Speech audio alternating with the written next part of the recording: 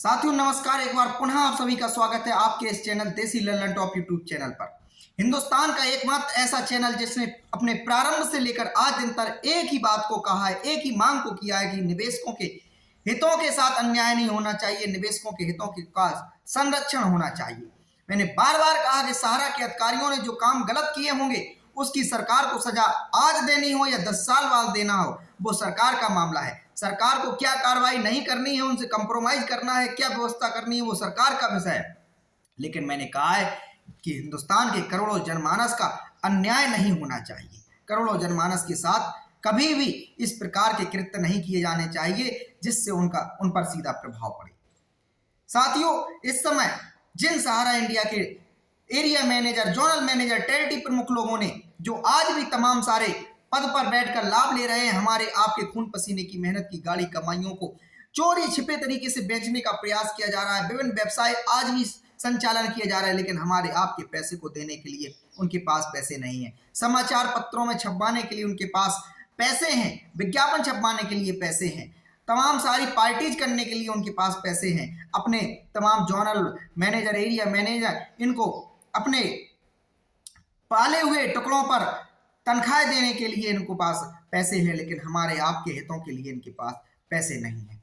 साथियों, शर्म आती है इस देश की व्यवस्था को देखकर कि कैसे आज भी जिन लोगों ने हिंदुस्तान के करोड़ों लोगों को ठगा, गुमराह किया, भय फैलाया, भ्रांति फैलाई, वो लोग आज हद कर गए। सोशल साइट के माध्यम से, यूट्यूब के माध्यम से खुलेआम कह रहे हैं कि हम विजेता हैं, हम सही हैं। सारी संवैधानिक व्यवस्थाएं, सारी संवैधानिक इकाइयां गलत हैं, झूठी हैं, फर्जी हैं। चाहे इनकम टैक्स विभाग हो, चाहे आरबीआई हो, चाहे सेबी हो, चाहे सेंट्रल रजिस्ट्रार हो, हर जगह अपने आप को सही साबित करने में लगे हुए। राज्य सरकारों से लेकर जिलाधिकारियों से लेकर पुलिस अधीक्षक तक सब इनकी नजर में गलत, सब इनकी नजर में गलत है। हिंदुस्तान के इन तमाम सारे इन सहारा के जो आज भी सहारा इंडिया पर मलाई काट रहे हैं, इनसे मेरा एक सवाल है, तुम ज्ञानदान परिवार पर आकर हिंदुस्तान के निवेशकों को, हिंदुस्तान की जनता को आज भी गुमराह करने का जो काम करते हो, कभी आत्म अंदर विश्लेषण करने का प्रयास करते हो कि हम क्या कह रहे हैं इन चैनल्स के माध्यम से, इस पर जनता पर क्या प्रभाव पड़ेगा, क्या देश पर असर पड़ेगा? कभी आपने सोसाइटी एक्ट को पढ़ा है? जिन सोसाइटियों के माध्यम से सहारा ने हिंदुस्तान के 10 करोड़ लोगों को मेंबर बनाया और 86,000 करोड़ रुपए इस देश के नागरिकों से जुटाने का प्रयास किया। क्या आपने उस सोसाइटी एक्ट को पढ़ा है कि किस प्रकार से सोसाइटी एक्ट के धज्जियां उड़ाई गई सहारा समूह के द्वारा?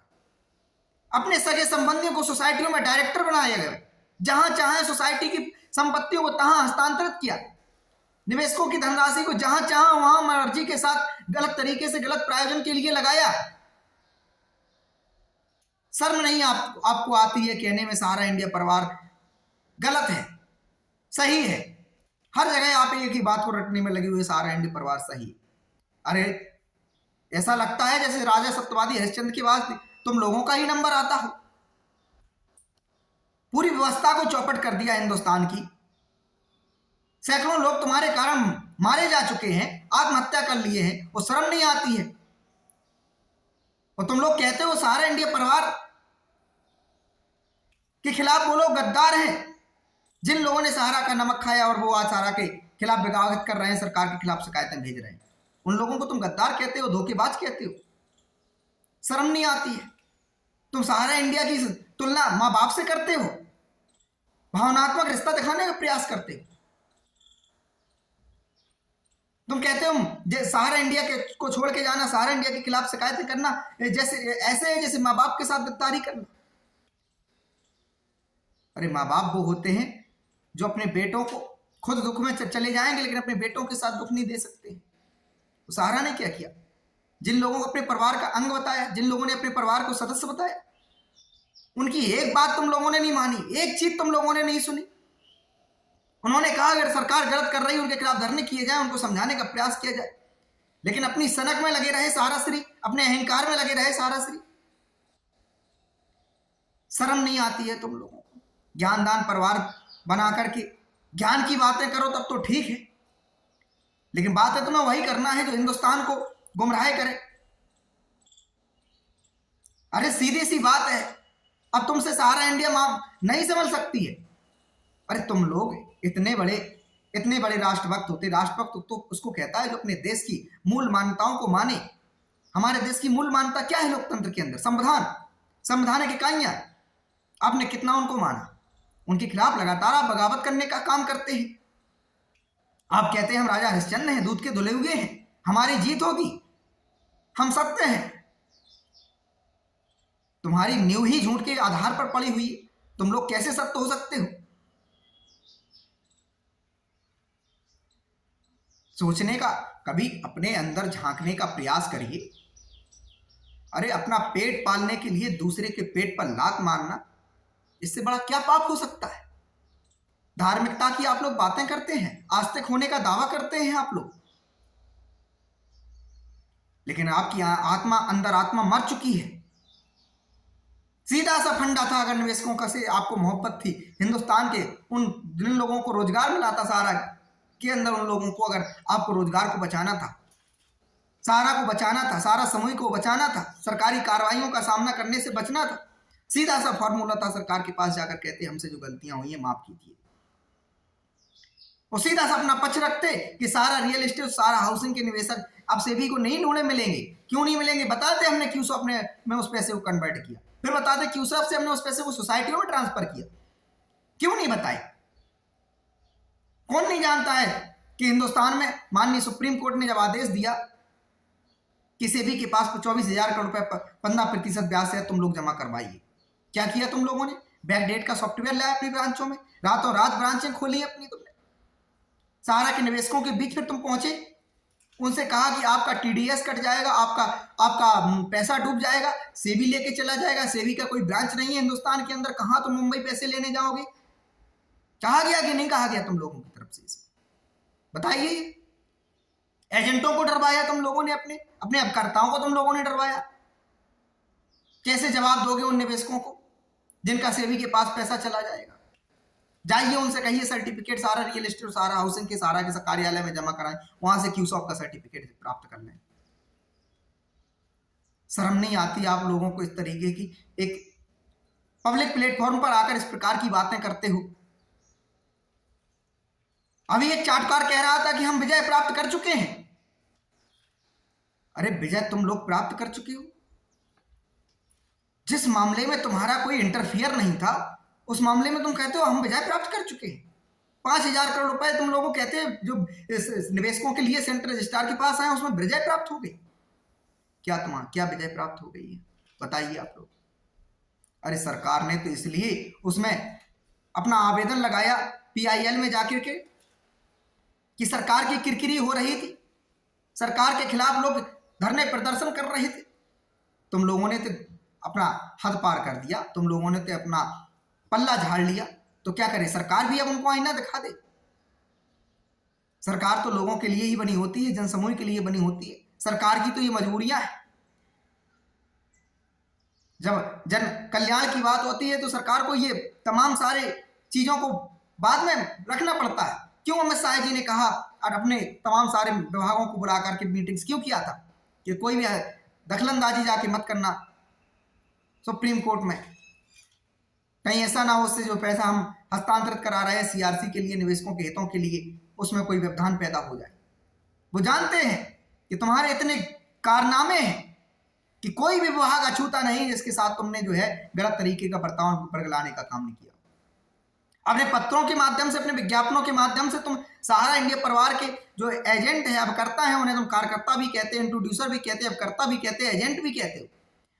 और हाईकोर्टों में जाकर तुम कहते हो हमारे कोई एजेंट नहीं, हमारे कोई अभिकर्ता नहीं है, हमारे कोई सैलरी कमीशन से एजेंट नहीं है, उनका फ्यूचर फंड हड़प जाते हो। तुम कहते हो हम 2 से 3, हमारे पास 3 गुना परिसंपत्तियां हैं। अरे किस काम की वो परिसंपत्तियां तुम्हें? अरे अपने गिरेबान में झांक कर देखो, अगर तुम्हारे पास 2 से 3 लाख करोड़ रुपए की परिसंपत्तियां थी, जिस प्रकार से दावा किया जाता था कि हमारे पास MB वैली है, हमारे पास होटल्स है, हमारे पास मीडिया है, हमारे पास तमाम सारे खेला और प्रायोजन से लेकर क्या क्या दावे नहीं किए जाते थे, दूध डेयरी पता नहीं क्या क्या। अरे तुम्हारे अंदर जरा भी यदि इज्जत और शर्म बाकी थी तो सुप्रीम कोर्ट के आदेश का सम्मान करते और वहां सेबी के पास 24,000 करोड़ रुपए जमा कराते और इसके बाद सड़कों पर उतारते अपने निवेशकों को, एजेंटों से, उनसे कहते देखिए लोग तुम्हारा साथ देते थे कि नहीं देते थे। जिस प्रकार से मीटिंगों में तुम लोग कहते एक चुटकी का काम है 24,000 करोड़ रुपए सेबी के पास जमा कराना, जानबूझकर इसलिए जमा नहीं किया जा रहा क्योंकि निवेशकों का हित देखा जा रहा है। अगर चुटकियों का काम होता तो अरे जनता को पैसा वापस कर देते। तुम तो यही कहते थे चुटकियों का काम है। भाई ऐसा तो था नहीं कि 24,000 करोड़ रुपए के बाद एम्बार्गो लगा रहता। ऐसा तो था नहीं कि 24,000 करोड़ रुपए के बाद भी तुमसे कहा जाता है नहीं अब भी सेबी में पैसा जमा कराइए। 24,000 करोड़ रुपए जैसी अगर तुम कहते थे चुटकियों का काम है तो जाके 24,000 करोड़ रुपए जमा कर देते, ऑटोमेटिक एम्बार्गो हट जाता। नहीं भी एम्बार्गो तो वो पैसा सेबी सारा फंड अकाउंट में जमा नहीं होता। सुप्रीम कोर्ट ने ये नहीं कहा था कि आप 2 लाख करोड़ रुपए जितनी भी संपत्तियां आपकी बेचे सब सारा सेबी रिफंड अकाउंट में जमा करा दें। ये कहा था सारा रियल एस्टेट और सारा हाउसिंग के निवेशकों का जो पैसा आपने कलेक्ट किया है पब्लिक के माध्यम से उसको जाकर सारा सेबी रिफंड अकाउंट में जमा कराएं। तो बाकी की जो संपत्तियां बहती है उससे तो आप निवेशकों की आज भुगतान कर रहे होते। अरे ये कहिए तुम्हारी आत्मा मर चुकी है, तुम्हारे अंदर मानवीयता नाम की चीज नहीं बची हुई है। एक भी बार तुम लोगों ने कभी सहारा के उन पीड़ितों के हितों के लिए नहीं कहा होगा जिन लोगों ने अवसाद में, परेशानी में, टेंशन में आकर सहारा को छोड़ा और मौत को गले लगा लिया। यहां तक कि जो लोग, बहुत सारे लोग बीमारी में, डिप्रेशन में, बीमारी में चले गए, तुम्हारे पास हॉस्पिटल था, एक भी सहारा के कार्यकर्ता, सहारा के निवेशक से तुम लोगों ने पत्र जारी करके नहीं कहा कि आइए सहारा के हॉस्पिटल में तुम्हारा मुफ्त में इलाज किया जाएगा। विज्ञापन छापने के लिए पैसा, मक्कारी करने के लिए पैसा, घूमने के लिए पैसा, हजारों लाखों करोड़ रुपए वकीलों पर लुटाने के लिए, तमाम अनर्गल तरीके से यहां से वहां शिफ्ट करने के लिए, एम्बार्गो का बहाना लगातार फिर भी आती है खबरें कि तुम संपत्ति वहां की बेची। कैसे संभव हो रहा है ये? मतलब सहारा समूह के अंदर संपूर्ण सहारा की कंपनियों पे एम्बार्गो नहीं लगा है, इसका मतलब यही होता है ना। अगर लगा होता तो किस प्रकार से खबरें आई और बेची। मोहनलालगंज की जमीन है, कौन नहीं जानता, अभी चंद दिनों पहले आप लोगों ने बेची। क्या वो सहारा समूह की संपत्तियां नहीं थी? निवेशकों के पैसे से कलेक्ट की नहीं गई थी? ज्ञानदान परिवार पे आकर इस तरीके से गुमराह करना, हम लोग विजेता हो गए हैं। अरे सीधा कह दीजिए कि हमारी क्षमता नहीं बची है, हम इस स्थिति में नहीं है निवेशकों के भुगतान वापस कर सकें। हमारे पास संपत्तियां ये है, पूरा डाटा ले जाकर सरकार के पास रख दीजिए और कहिए वित्त मंत्रालय से कि अब निवेशकों का हित अगर चाहते हो और एजेंटों का कल्याण चाहते हो तो भारत सरकार अपने पास से बजट नियुक्त करे और उससे निवेशकों के भुगतान की प्रक्रिया प्रारंभ करे। इसके बाद जो भी संपत्तियां हैं, सरकार को लगता है कि यदि पर्सनल अपने पास रखना है तो अपने मंत्रालय के किसी अधीन को रखना है या तो रख ले, अन्यथा थर्ड एजेंसी को बेचना है बेच दे, तब माना जाए। अरे तुम्हारा था क्या सहारा समूह के अंदर? करोड़ों के बंगले में तुम लोग रह रहे हो, आज बातें मार रहे। उनसे पूछिए जिन्होंने अपने 100 200 रुपए प्रतिदिन के हिसाब से मेहनत करके सहारा के अंदर जमा कराए। 300 रुपए कमाता था, उसने 150 200 रुपए जमा कर दिए, 100 रुपए में अपने परिवार को चलाया। पूछिए उसके दर्द को। आपकी नजर में सुप्रीम कोर्ट के जज गलत हो गए? एक तो आदेशों का पालन ना करो और फिर ये कहो कि हम उनके खिलाफ मानहानि का केस करेंगे। मर गई है तुम्हारी आत्मा, बिल्कुल शर्म नहीं आती है तुम लोगों को? बिल्कुल सोशल पब्लिक प्लेटफॉर्म पे आकर जिम्मेदारी के साथ आप लोग बयान दीजिए और बताइए सच्चाई को कि सहारा के पास जो संपत्तियां हैं उनको बेचने के लिए सहारा दृढ़ संकल्पित है। बताइए